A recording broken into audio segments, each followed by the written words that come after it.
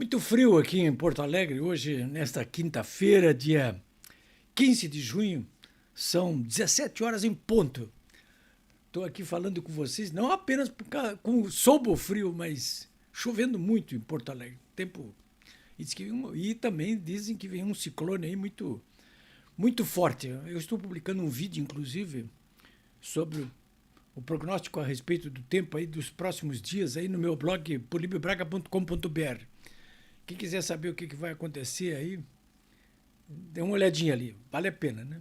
Também estou postando um pronunciamento do governador de Santa Catarina, ele, um guarda-chuva lá em Florianópolis, falando sobre o mau tempo e as previsões para as próximas horas. Aí.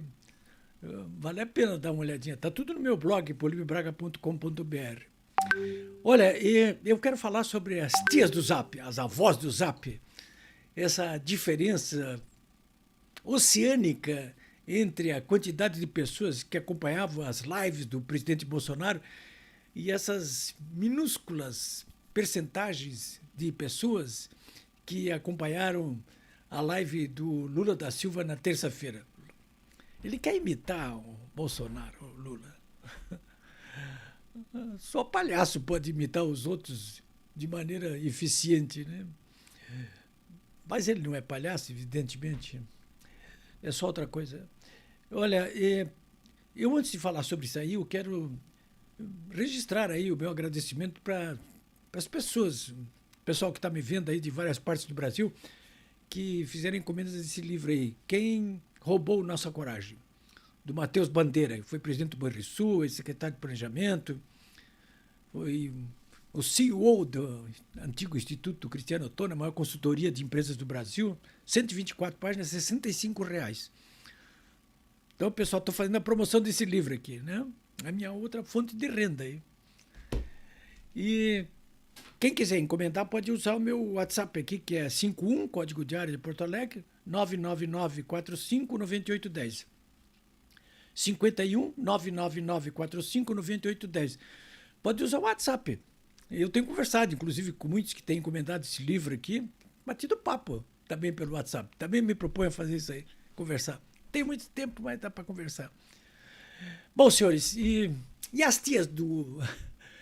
As tias do Zap, as vovós do Zap, as lives do Bolsonaro e do Lula da Silva, né? Poxa vida, olha...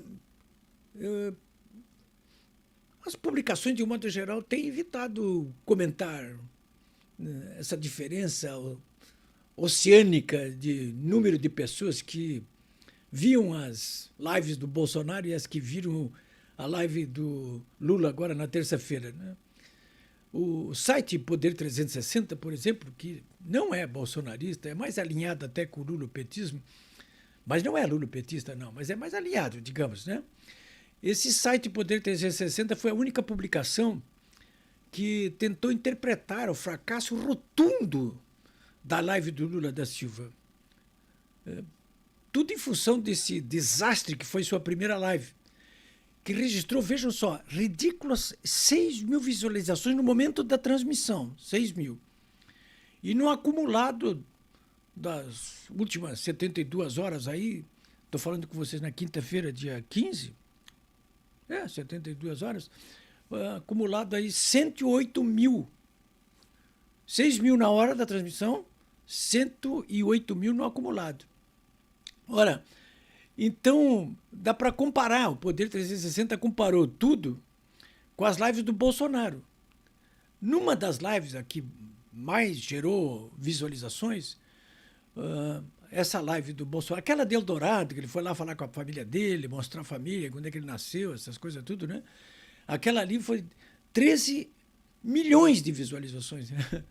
108 mil, 13 milhões. Não dá nem para começar, né? Não dá nem para conversar.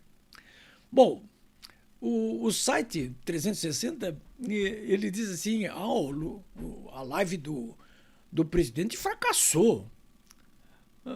Não fracassou, não. Aliás, eles não disseram que não fracassou, eles disseram não bombou. Mas fracassou. Né? O adjetivo correto. Né? Mas não quiser dizer, não, fracassou.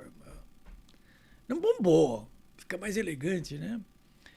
O fato é que Lula da Silva e toda a esquerdalha brasileira não é apenas atrasada e burra, essa, né? Essa que está aqui, porque a esquerda já foi melhor aqui no Brasil, mas agora tá atrasada, fanática, burra, né? Mas o site prefere dizer que ela é analógica. Olha só, analógica. Ela não é atrasada, fanática, burra. Essa de agora, né? Porque as outras, antigamente até a esquerda até era melhor aqui no Brasil. Mas depois que ela começou a seguir o Lula da Silva de modo fanático, né? Mesmo sabendo das condenações dele como corrupto, liderando uma organização criminosa, mesmo assim. Né? Mas então, o que diz o site Poder dizer? Não, ela é analógica, ela é analógica.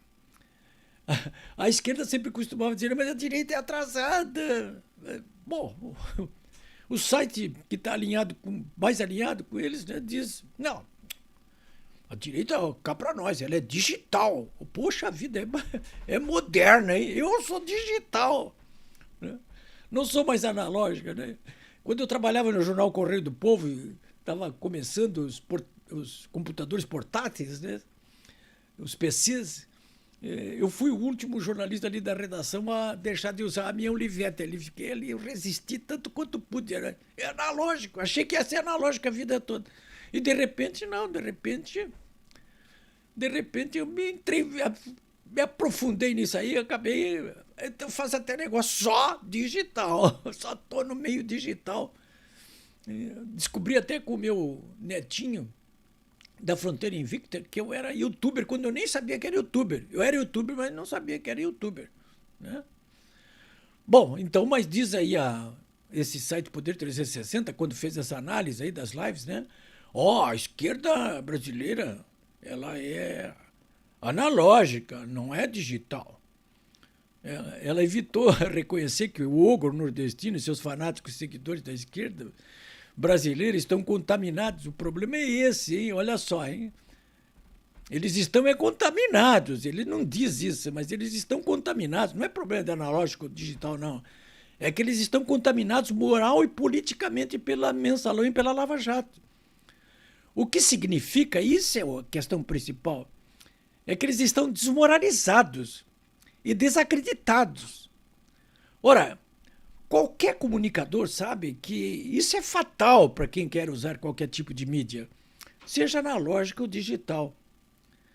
Eu ouso complementar o que ensinou o mago Marshall McLuhan, que afirmou que o meio garante a mensagem, para dizer que a mensagem é verdade, né? Que o meio garante a mensagem, mas é verdade que a mensagem só produz efeito se for protagonizada por quem diz toda a verdade. João 8,32 já dizia assim, a verdade vos libertará. Ora, eu quero trazer para vocês aqui mais um exemplo de que sobre a verdade, né, e a influência que ela tem sobre o meio usado para passar a mensagem. Me lembro que num episódio aqui, quando estava mais aceso um combate ao governo Ieda Cruz, e eu a defendia, escrevi até um livro sobre isso aí, sobre esse episódio chamado Cabo de Guerra. Um ex-reitor da Universidade Federal do Rio Grande do Sul me ligou, um cientista político, Ferraz, e disse, olha, eu quero te cumprimentar aí por você estar nessa batalha aí, conseguindo acabar com esse pessoal aí que está fazendo esses processos de Moscou aí contra a Ieda. Eu digo, muito bem. Aí ele disse, não, porque você está usando um instrumento revolucionário, o Políbio. Ele me disse, né, cientista político. Eu digo, bom, que instrumento é esse? Eu estou usando a internet, né? Claro que é muito mais moderna, né? Aí ele disse, não estou falando na internet, não. Eu estou falando em outra coisa, né? Que é um instrumento revolucionário que você está usando aí. Eu digo, sim, mas do que você está falando? Ele disse, a verdade. A verdade. A verdade. Quem diz é o verdadeiro e diz a verdade. É isso. É disso que nós estamos falando e precisamos falar. O Manuel Fernandes, que vinha ser diretor da empresa de análise de dados Bytes, né? Bytes, faz uma análise sobre as diferenças entre o que as lives do Lula e do Bolsonaro, mas não fala do caráter dos dois. E nem sobre o conteúdo do que dizem, preferindo ficar na forma, né? O meio e a mensagem.